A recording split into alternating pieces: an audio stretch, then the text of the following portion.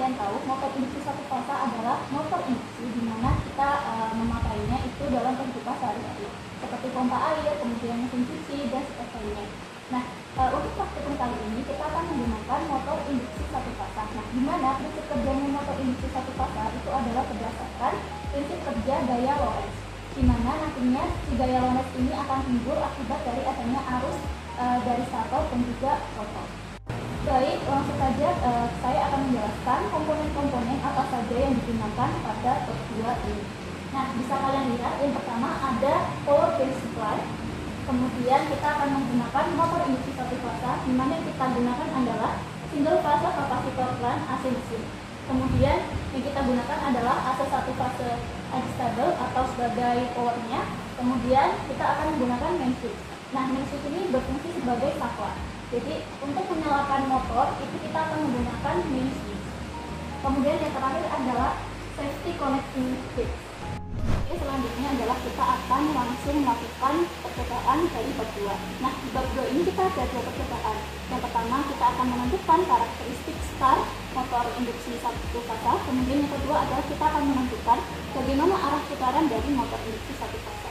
Oke, langkah pertama adalah kita akan menghubungkan AC satu fasa di sini, di mana kita akan menghubungkan langsung ke L1, yaitu di main switch. Kemudian untuk keluarannya atau outputnya, yaitu U1, ini akan terhubung langsung ke motor induksi satu fasa, di mana kita akan mengkoneknya dengan U1. Oke, nah kemudian bisa dilihat di AC satu fasa di sini ada netral, kemudian di main switch juga ada netral. Nah, kita akan menghubungkan kedua netral tersebut.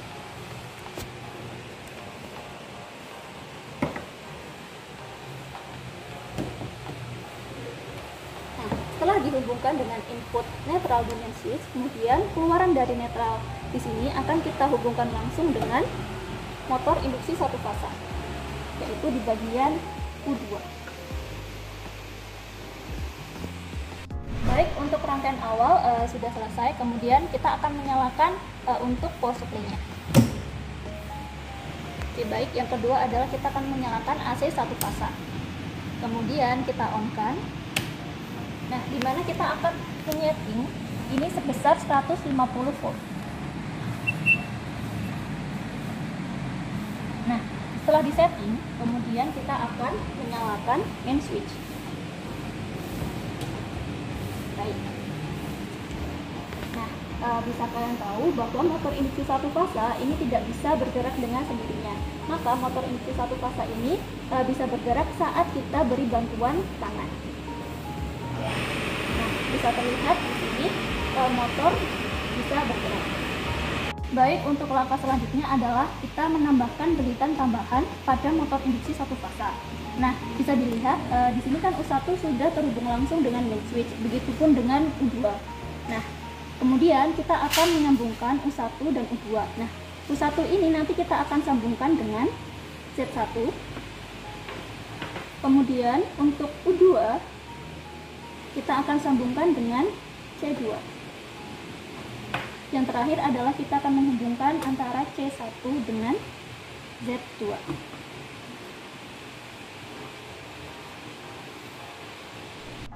Oke, kita langsung nyalakan power supply-nya. Kemudian jangan lupa kita akan menyalakan AC satu fasanya. Nah, kemudian kita atur sebesar 150 volt seperti langkah awal tadi. Kemudian yang terakhir adalah kita akan menyalakan main switch.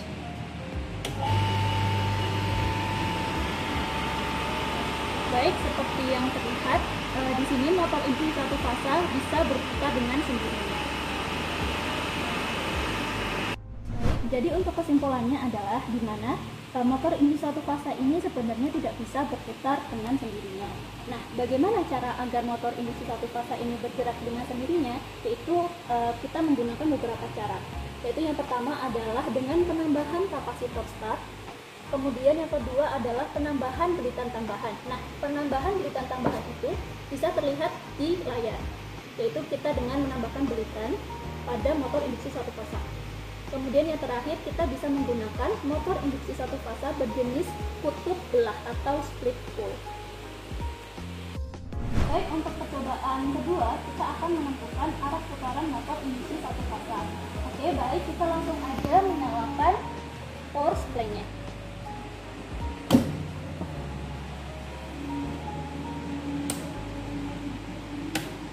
Baik, jangan lupa diatur untuk tegangannya sebesar 150 volt.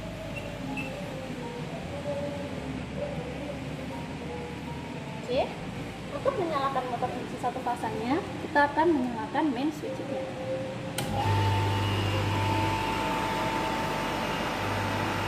Baik, bisa dilihat di sini motor induksi satu fasa bisa berputar dengan sendirinya. Nah, kita kan akan menentukan cara arah putaran motor itu kemana, apakah ke arah kanan atau ke arah kiri. Nah, cara melihatnya pertama langsung aja kita matikan main switch-nya. Nah, kemudian di sisi rotornya kita bisa melihat nih, dia akan berputar ke arah kanan atau berputar searah jarum jam. Oke, nah kenapa motor induksi satu fasa itu berputar searah jarum jam atau ke arah kanan? Dikarenakan sesuai dengan prinsip kerja gaya Lorentz, di mana kita menggunakan kaidah tangan kiri. Nah, karena kita menggunakan prinsip kerja gaya Lorentz dengan menggunakan kaidah tangan kiri, nah di mana bisa dilihat ya, untuk ke arah pembaca di sini adalah arus rotor, kemudian yang di kanan itu kita medan putar stator, kemudian yang ke atas adalah vektor gaya Lorentz. Nah, bisa dilihat karena medan putar statornya itu ke arah kanan, maka putaran motor induksi satu fasa akan bergerak ke kanan, seperti itu. Untuk langkah selanjutnya adalah penukaran kabel terminal, di mana di sini bisa kita lihat ya, yang kabel awal yaitu L1, kemudian ada N. Nah, di sini kita akan menukar kedua kabel tersebut.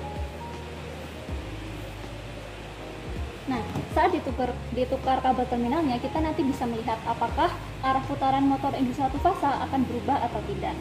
Oke, baik aja, langsung kita nyalakan dimensi. Nah, bisa dilihat motor induksi satu fasa bergerak dengan sendirinya.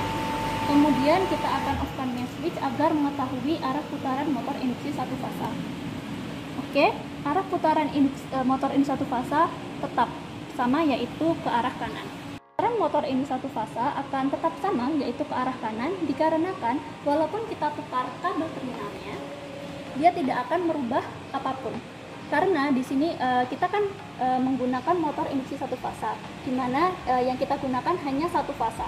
Beda lagi kalau semisal kita menggunakan motor induksi tiga fasa, di mana yang kita gunakan adalah fasa L1, L2, L3.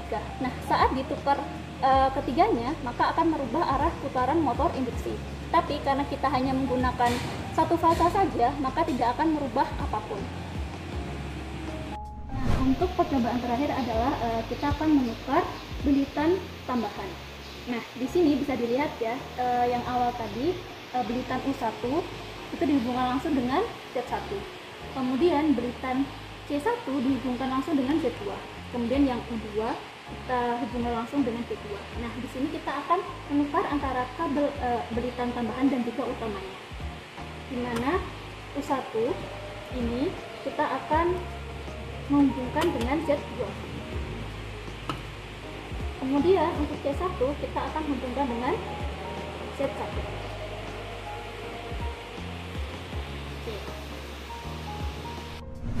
Kita akan melihat bagaimana arah putaran motor induksi satu fasa. Oke, bisa terlihat di sini saat kita matikan main switch-nya, maka motor induksi satu fasa akan bergerak berlawanan arah jarum jam atau akan berputar ke arah kiri. Nah, kenapa motor induksi satu fasa bisa berputar ke arah kiri atau kebalikannya? Karena untuk mengubah arah putaran perlu dilakukan modifikasi agar arah vektor gaya Lorentz mengarah ke arah yang berlawanan. Artinya, salah satu komponen, apakah itu vektor medan putar atau vektor arus rotor, harus diubah arahnya. Nah, untuk mengubah arah putaran pada motor induksi satu fasa, komponen yang diubah arahnya adalah medan putar stator. Seperti yang sudah pernah dibahas sebelumnya, medan putar stator pada motor induksi satu fasa didapatkan akibat adanya belitan tambahan yang berbeda fasanya. Nah, perbedaan fasa terjadi karena pemasangan kapasitor stang. Untuk mengubah arah medan putar stator, hubungan antara belitan tambahan dengan belitan utama harus ditukar. Nah, dengan adanya pertukaran ini, arus yang mengalir di belitan tambahan akan berbalik arah dibandingkan sebelumnya, sehingga resultan medan putar stator yang timbul juga ikut berbalik arah. Baik, untuk bab selanjutnya adalah bab 3, yaitu bab 3 kita di sini akan praktikum tentang karakteristik total kecepatan motor induksi satu fasa. Nah, untuk komponen-komponen yang digunakan sama dengan di bab 2. Hanya saja di bab 3 ini ada satu komponen tambahan, yaitu unit brake mesin. Nah, unit brake mesin ini nanti fungsinya sebagai pengereman.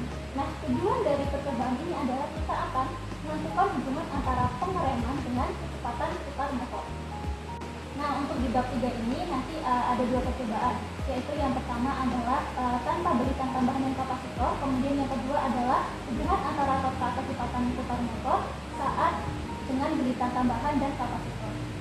Oke, karena rangkaian di bab 3 ini sama dengan bab 2, maka kita akan langsung menyalakan untuk range power supply-nya saja. Kemudian jangan lupa kita nyalakan AC 1 fase.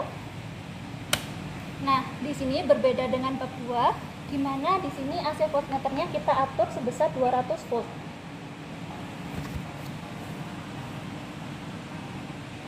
Oke, yang terakhir adalah kita akan menyalakan main switch-nya.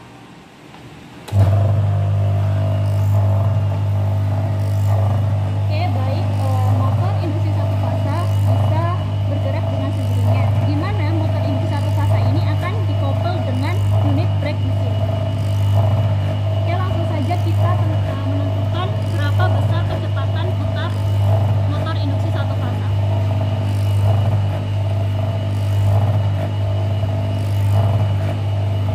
Nah, untuk kecepatan putar motor induksi satu fasa saat tanpa pengereman adalah sebesar 409,1 rpm.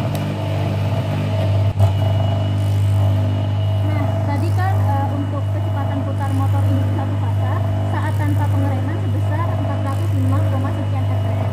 Nah, saat kita tambahkan unit kontrol brake mesinnya atau pengeremannya, maka kita akan lihat perbedaan dari kedua percobaan tadi.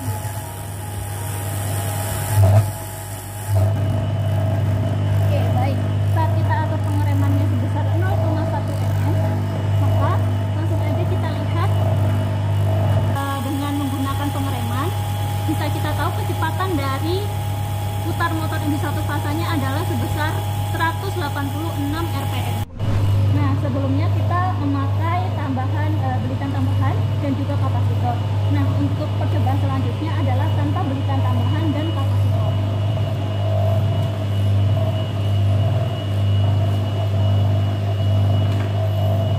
Nah, baik, untuk rangkaian selanjutnya adalah seperti ini. Nah, kemudian kita akan ukur berapa kecepatan putar motor induksi satu fasanya.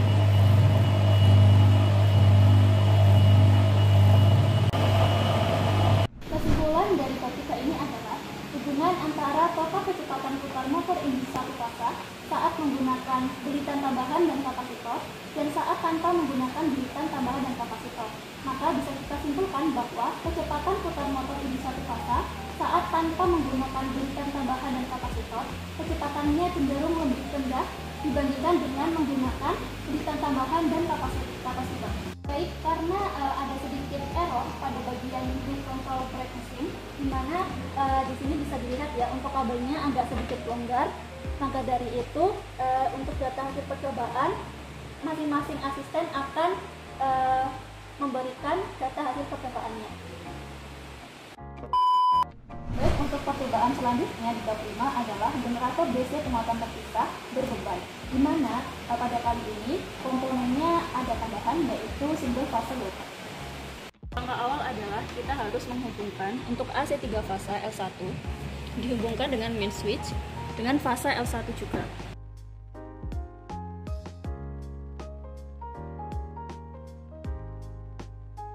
Kemudian untuk fasa L2 kita sambungkan juga dengan fase L2 di main switch.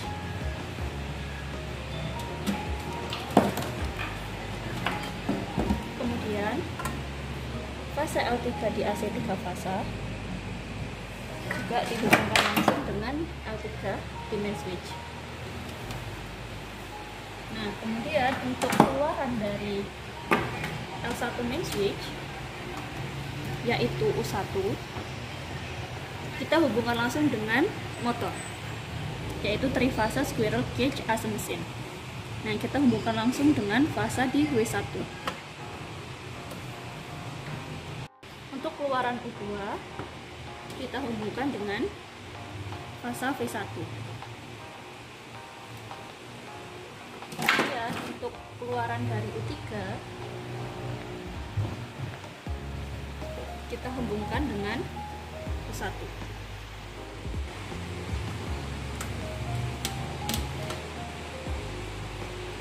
Kemudian untuk fasa V2, W2, U2 kita hubung secara start.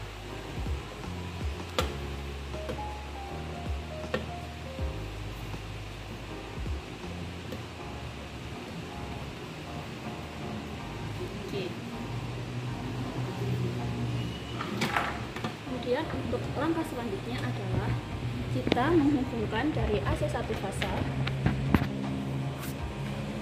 dihubungkan langsung ke rectifier circuit.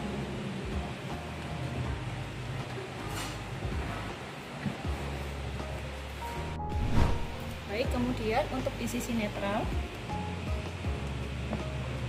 kita hubungkan langsung dengan rectifier circuit juga. Nah, di sisi rectifier itu ada dua outputan. Nah, untuk outputan yang pertama A1 kita hubungkan langsung dengan DC compound mesin, yaitu di bagian 1.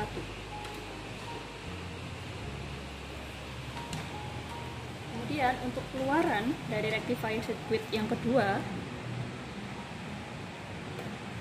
kita hubungkan dengan E2 pada DC compound mesin. Bisa dilihat di sini ada dua komponen, yaitu ada DC ampermeter dan DC voltmeter. Di mana untuk DC ampermeter kita atur sebesar 5 ampere, kemudian untuk DC voltmeter kita atur sebesar 250 volt. Oke, untuk langkah selanjutnya adalah di sini ada bagian common dan juga ada bagian I. Nah, untuk di sisi common kita hubungkan langsung dengan A1. Kemudian untuk sisi I kita hubungkan langsung dengan single fase di bagian 160 ohm.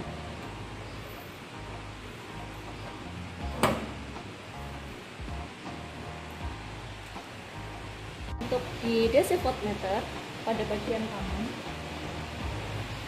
sama dengan yang di DC ampermeter, kita hubungkan dengan A1.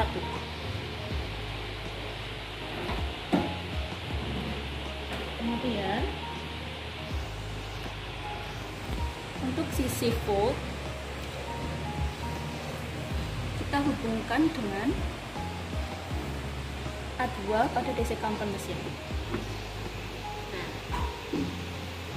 Kemudian untuk langkah terakhir adalah kita hubungkan antara A2 pada DC compound mesin dengan 590 ohm pada sisi single fase load. Kita harus menghubungkan antara PE dari sumber, kemudian kita hubungkan ke trifasa squirrel cage AC mesin, kemudian dari trifasa squirrel cage AC mesin kita hubungkan dengan PE di DC compound mesin. Kemudian yang terakhir adalah menghubungkan antara PE antara DC compound mesin dan PE di single fase load.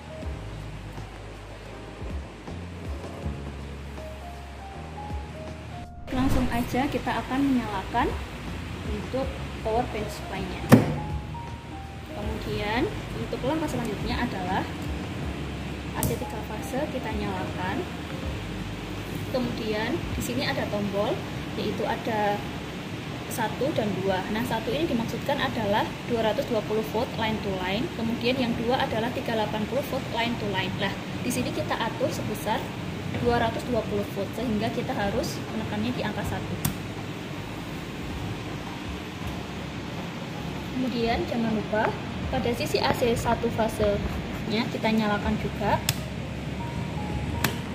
Kemudian untuk voltasenya kita atur sebesar 100 volt.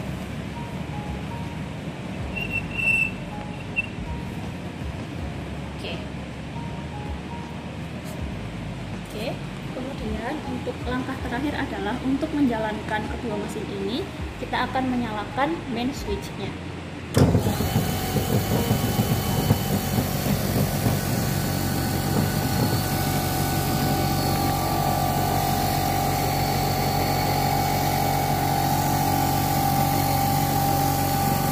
Perbedaan antara DC penguatan DC terpisah berbeban dan tanpa beban adalah ketika generator DC penguatan bebas ada dalam keadaan berbeban, maka arus beban atau IA akan mengalir di puparan jangkar. Pada keadaan berbeban ini, maka akan terjadi jatuh tegangan akibat adanya tahan jangkar dan reaksi jangkar. Baik, karena motor sudah diputar, maka kita akan langsung memberikan beban pada sisi motor. Yaitu di sini ada 10% hingga 100%. Untuk langkah awal adalah kita memberikan beban sebesar 10%. Maka bisa dilihat pada sisi ampere meter dan voltmeter. Nah, untuk ampere meter sebesar 0,1, kemudian di sisi voltmeter yaitu sebesar 200 volt. Kemudian untuk langkah selanjutnya adalah pemberian beban sebesar 20%.